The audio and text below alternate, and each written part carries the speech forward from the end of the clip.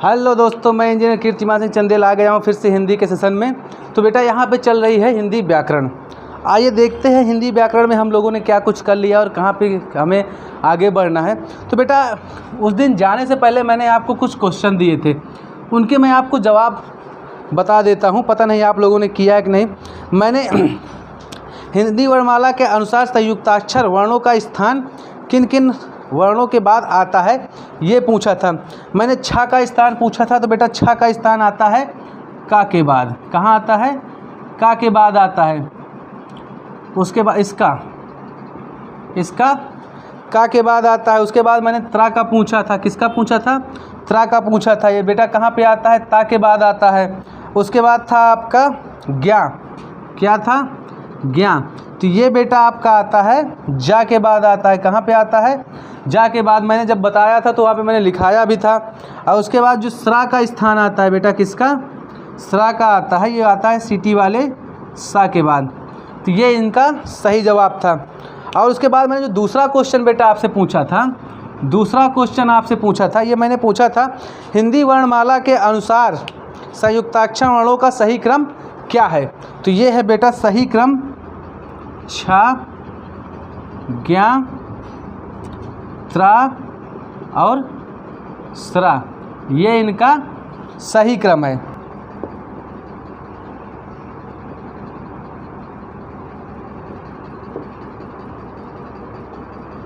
बेटा ये दो प्रकार का होता है। कितने प्रकार का होता है?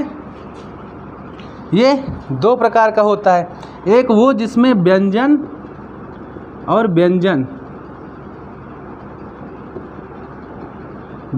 व्यंजन के बीच में समान वर्ण हो। क्या हो? समान वर्ण हो। क्या हो? समान वर्ण हो। इनको कहा जाता है बेटा द्वित्व व्यंजन। इनको क्या कहा जाता है बेटा? द्वित्व व्यंजन कहा जाता है। क्या कहा जाता है? द्वित्व व्यंजन कहा जाता है। और उधर क्या है बेटा? मतलब कि व्यंजन और व्यंजन के बीच असमान वर्ण आए। क्या है? असमान वर्ण आए। इसको क्या कहा जाता है? संयुक्त स्वर व्यंजन। क्या कहा जाता है? संयुक्त स्वर व्यंजन।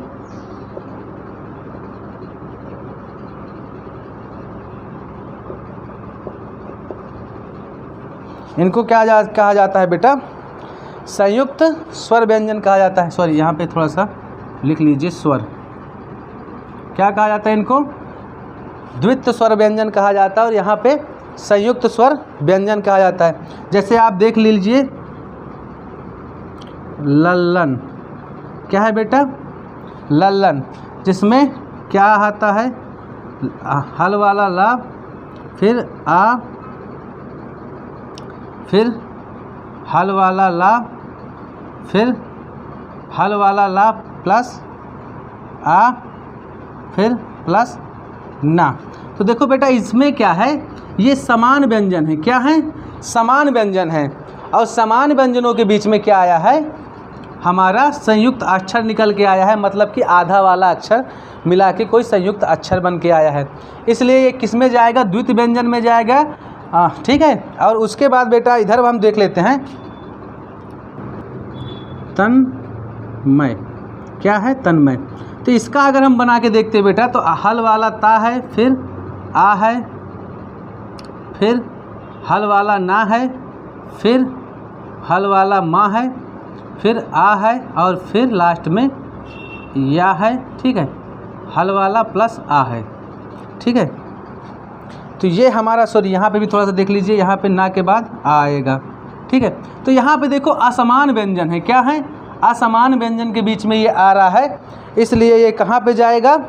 ये जाएगा संयुक्त स्वर व्यंजन में जाएगा। कहाँ जाएगा?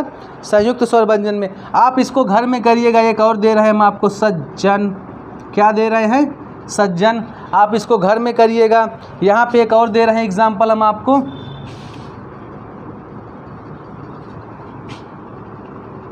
यहाँ पे दे रहे हैं उत्साह।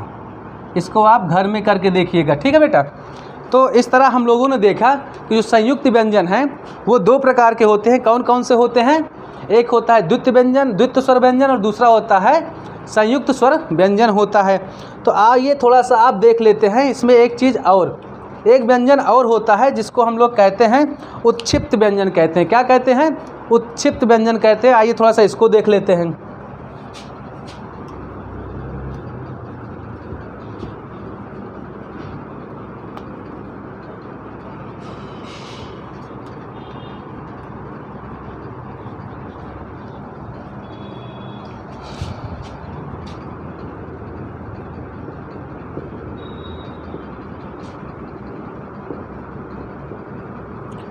उत्क्षिप्त व्यंजन या इसको बेटा और कहते हैं द्विगुणित व्यंजन। क्या कहते हैं? द्विगुणित व्यंजन। क्या कहते हैं? द्विगुणित व्यंजन कहते हैं। या फिर इसको एक चीज़ और कहते हैं, क्या कहते हैं? विकसित व्यंजन। क्या कहते हैं? विकसित व्यंजन। क्या कहते हैं? विकसित व्यंजन कहते हैं। ये बेटा केवल इनकी मात्रा हमारे हिंदी वर्णमाला में दो होती है। कौन कौन से? कौन कौन से होते हैं बेटा ये दो? एक तो डा से डलिया होता है। क्या होता है? डलिया, और ढा से ढक्कन। ये होते हैं बेटा हमारे द्विगुणित व्यंजन। अब आइए देख लेते हैं आयोग वाह क्या होता है। तो आइए थोड़ा सा हम लोग आयोग वाह के बारे में जानते हैं। तो इसे थोड़ा सा इरेज कर देते हैं, फिर आयोग वाह बताते हैं। ठीक है बेटा, एक बात तो जान लीजिए, हिंदी केवल उसी की है जिसने अच्छे से नोट्स बनाई है और बार बार रिवाइज किया है। और जिसने रिवाइज किया है हिंदी की, वही चीज़ें उसके दिमाग में रहेंगी, तभी जाके क्वेश्चन वो कर पाएगा। क्योंकि जो यूपीएसआई या फिर यूपी टेट या सीटेट में क्वेश्चन पूछे जाते हैं बेटा, कोई कहीं से कोई छोटा सा क्वेश्चन पूछ लेगा जो है तो एकदम माइनर सा, लेकिन अगर आपने सही से कंसेप्चुअल नहीं पढ़ा है तो आपके दिमाग से स्कैप कर जाएगा आप। क्योंकि वहाँ पे ऑप्शन आपको सेम तरीके से नज़र आ रहे होंगे। अब अगर ऑप्शन सेम तरीके से नज़र आ रहे होंगे तो बेटा वहाँ पे आप गलती कर देंगे। इसलिए काफ़ी डीप से पढ़ा रहे हैं तो काफ़ी डीप से आप नोट्स भी बनाते चलिए, ताकि आपके लिए आराम रहे एग्जाम टाइम। वाह वर्ण क्या होते हैं? तो बेटा ऐसे वर्ण जो ना तो स्वर में आते हैं और ना व्यंजन में आते हैं, उनको हम लोग क्या कहते हैं? आयोग वाह कहते हैं। आयोग वाह वर्ण स्वर एवं व्यंजन के मध्य की कड़ी होती। क्या होता है बेटा? जो आयोग वाह होता है वो स्वर और व्यंजन के बीच की कड़ी होती है। जैसे कि आपने लोगों ने अगर बायोलॉजी पढ़ी होगी तो बायोलॉजी में एक जानवर था जो मानव और सरीसृप वर्ग के बीच की कड़ी थी। क्यों? क्योंकि उसके मुंह में दांत भी थे, पंख भी थे, और क्या था? हाथ भी थे, पैर भी थे। तो ह्यूमन बींग्स की तरह उसका ढांचा भी था शरीर का, और चिड़ियाओं की तरह भी था, पक्षियों की तरह भी था। क्या नाम था उसका? आर्कियोप्टेरिक्स। तो इसी तरह बेटा ये भी क्या है? आयोग वाह जो है बेटा, ये आयोग वाह क्या होते हैं? स्वर और व्यंजन के बीच की कड़ी होती हैं। आधा स्वर होते हैं, आधा व्यंजन होते हैं। मतलब ठीक है, अर्धनारीश्वर वाली कहानी है। ठीक है, तो आइए देखते हैं। अच्छा, इसमें थोड़ा सा लिख लेते हैं। ऐसे वर्ण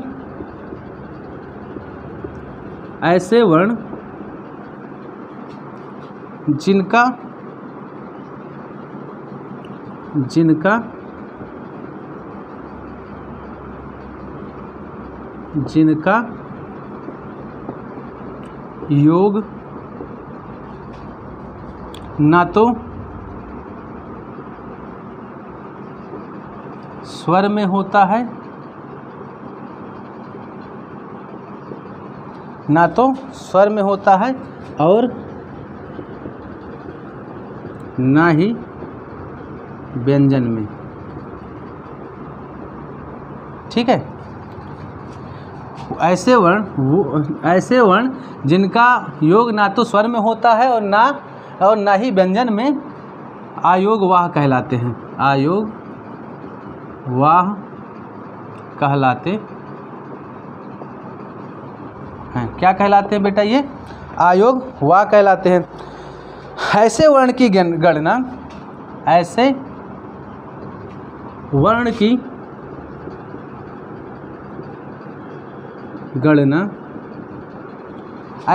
की गणना स्वर व्यंजन में, स्वर या व्यंजन में नहीं की जाती।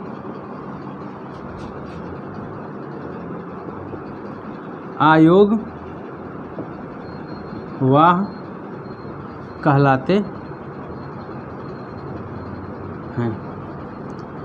ठीक है, क्या कहलाते हैं? आयोग वाह कहलाते हैं। इसमें एक पॉइंट और लिख लो बेटा आप, ये स्वर और व्यंजन के बीच की कड़ी होते हैं। क्या होते हैं? कड़ी होते हैं। ये स्वर और व्यंजन की बीच की कड़ी होती है, कड़ी होते हैं। ठीक है, हिंदी वर्णमाला के अनुसार इनका स्थान स्वरों के बाद आता है। कहाँ आता है? स्वरों के बाद। स्थान कहाँ बेटा इनका? स्वरों के बाद। कहाँ स्थान?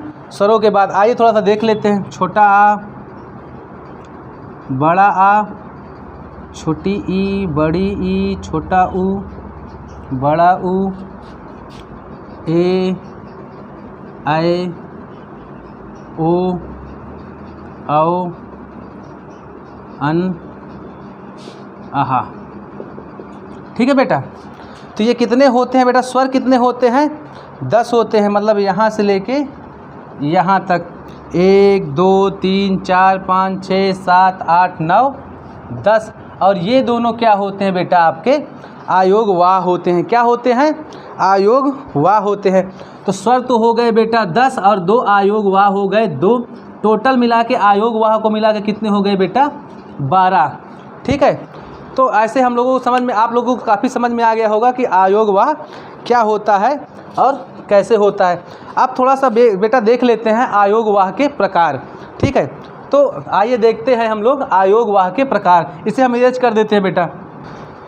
ये जो आयोग वाह होता है बेटा, ये कितने प्रकार का होता है? 2 प्रकार का होता है। 2 प्रकार का होता है। पहला होता है बेटा आपका अनुस्वार। क्या होता है? अनुस्वार। इसमें बेटा जो आता है, अनुस्वार में जो आते हैं वो बेटा आपका आता है ये अन आता है। ठीक है, अन आता है। इसको हम लोग ऐसे भी बनाते हैं, आप बना सकते हैं इसको अन। ठीक है, और जो फिर दूसरा आता है इसको कहते हैं हम लोग विसर्ग। क्या कहते हैं? विसर्ग कहते हैं। ये जो होता है बेटा ऐसे बनता है, आहा, या फिर हम लोग इसको ऐसे बनाते हैं। ठीक है, ये हो गया हमारा विसर्ग। ये वाला क्या होता है बेटा? वर्णों के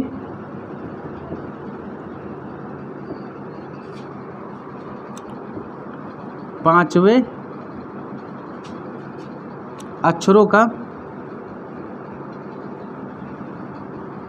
परिवर्तन है। क्या है? परिवर्तन है। ये क्या है? वर्णों के 5वें अक्षरों का परिवर्तन है। वर्णों के 5वें अक्षरों का ये परिवर्तन है, का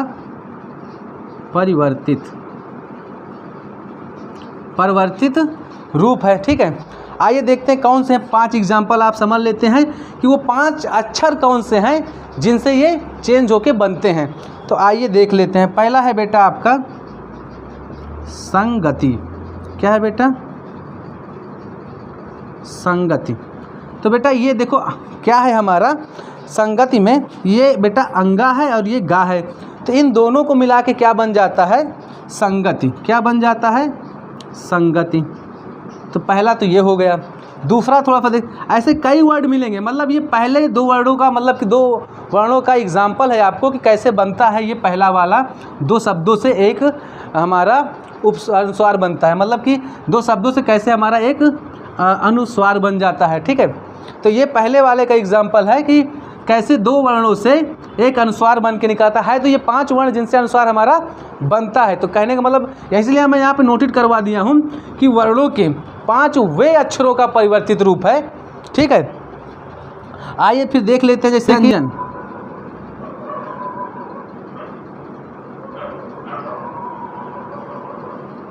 व्यंजन देख लेते हैं बेटा। तो इसको हम लोग कैसे लिखते हैं? ये इया और जा मिलके क्या बना देता है? अनुस्वार बना देता है। तो आइए इसको कैसे लिखते हैं हम लोग? इसको लिखते हैं हम लोग व्यंजन। और ये देखिए बेटा क्या बन गया? एक अनुस्वार बन गया। उसके बाद तीसरा देख लेते हैं हम लोग। तीसरा एक शब्द ले लेते हैं। आइए देखते हैं क्या है? पंडित। क्या है बेटा? पंडित। इसमें ये अड़ा और डा के बीच में आ रहा है, तो इसको हम लोग भी परिवर्तित कर देते हैं, तो क्या बन जाता है? पंडित। क्या बन जाता है? पंडित। और यहाँ पे अड़ा क्या हो जा रहा है? अनुस्वार में बदल जा रहा है। किस में बदल जा रहा है बेटा? अनुस्वार में बदल जा रहा है। यहाँ पे क्या बदल जा रहा था? अंगा बदल जा रहा था अनुस्वार में। यहाँ पे अंगा अनुस्वार में बदल रहा था, यहाँ इया अनुस्वार में बदल रहा है, यहाँ पे अड़ा अनुस्वार में बदल रहा है। ठीक है। उसके बाद बेटा आपका आ जाता है चौथा, देख लेते हैं। चौथा आ जाता है बेटा आपका अनंत। क्या आ जाता है? अनंत। सॉरी, चौथा आ जाता है आपका बेटा अनंत। क्या आ जाता है? अनंत। तो बेटा यहाँ पे ये ना जो आधा है ना, ये आधा ना क्या बन जाता है? अनुस्वार बन जाता है, और क्या हो जाता है हमारे पास? अनंत। अनंत निकल के आता है। उसके बाद बेटा एक और देख लेते हैं, संपूर्ण। क्या है बेटा? संपूर्ण। तो बेटा ये जो आधा माँ है बेटा यहाँ पे, ये किस में बदल जाएगा? अनुस्वार में बदल जाएगा, और क्या आ जाएगा हमारे पास बेटा? संपूर्ण। ऐसे करके हम लोग लिख देते हैं। तो ये तो हमने देखा बेटा अनुस्वार आयोग वाह कैसे बनते हैं और कैसे कैसे इनका रूप है। अब देख लेते हैं बेटा हम लोग विसर्ग। थोड़ा सा यहाँ पे हम लोग गलत लिख दिए थे, वसर्ग लिख दिए थे, ये क्या है? विसर्ग है। इनका उच्चारण हा की तरह होता है। इनका उच्चारण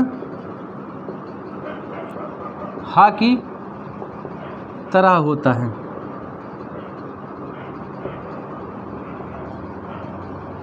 इनका उच्चारण बेटा हा की तरह होता है। इसको जैसे मान लो अगर हम देखें कौन से दो शब्दों से ये मिलके बना, जैसे मान लो आधा सा है और राधा है, तो ऐसे शब्दों में ये, ऐसे शब्दों का ये बदला रूप है। क्या है?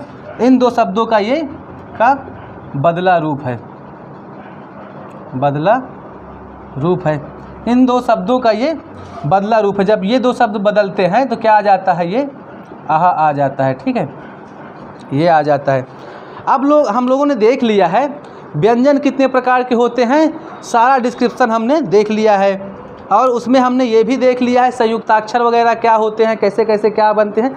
मैंने सारा सब कुछ व्यंजन डिराइव करके पढ़ा दिया है। अब उच्चारण के मतलब जो उच्चारण स्थान है, उच्चारण स्थान पे मतलब जहाँ से हम बोलते हैं, जहाँ से हम वर्ण को बोलते हैं, उस बोलने वाले स्थान के आधार पर थोड़ा सा देखते हैं कि उच्चारण के स्थान के आधार पर वर्ण कितने होते हैं। मतलब कि बोले जाने वाले स्थान के आधार पर वर्ण कितने होते हैं, मतलब कितने प्रकार के वर्ण होंगे। तो आइए देख लेते हैं।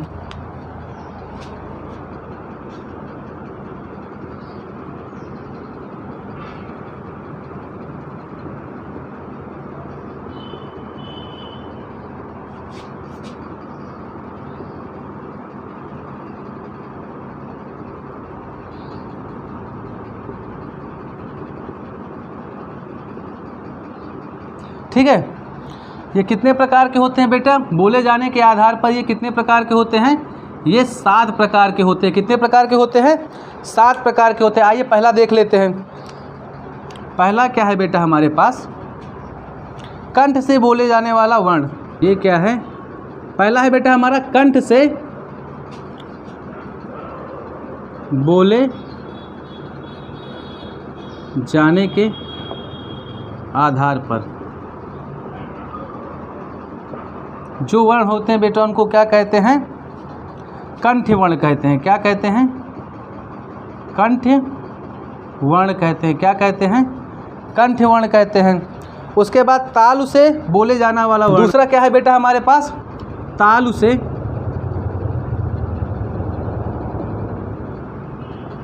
बोले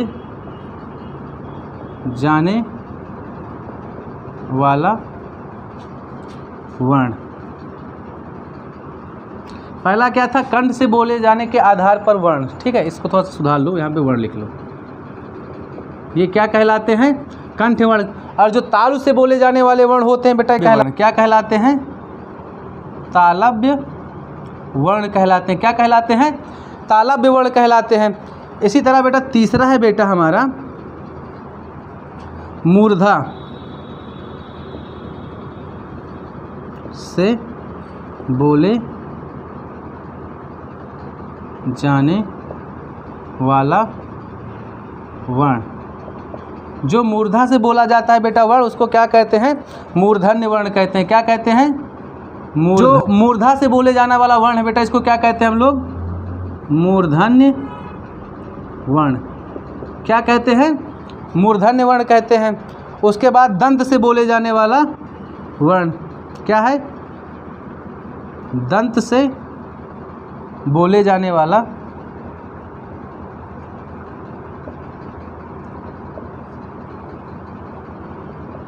वर्ण, ये क्या होता है बेटा?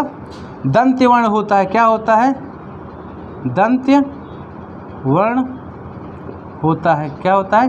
दंत्य वर्ण होता है। क्या होता है? दंत्य वर्ण होता है। उसके बाद आ जाता है बेटा आपका ओष्ठ से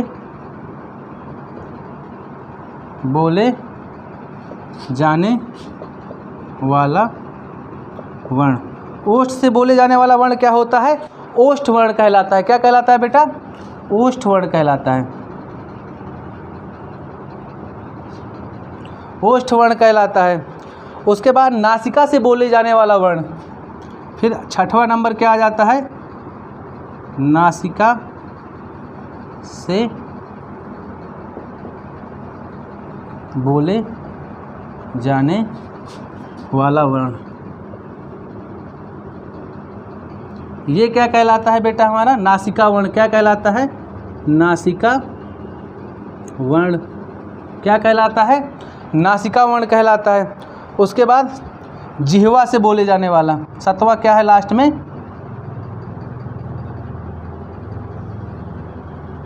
जिह्वा से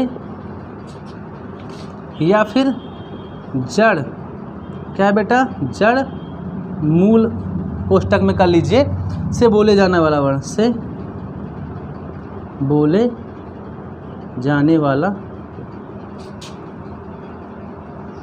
वर्ण।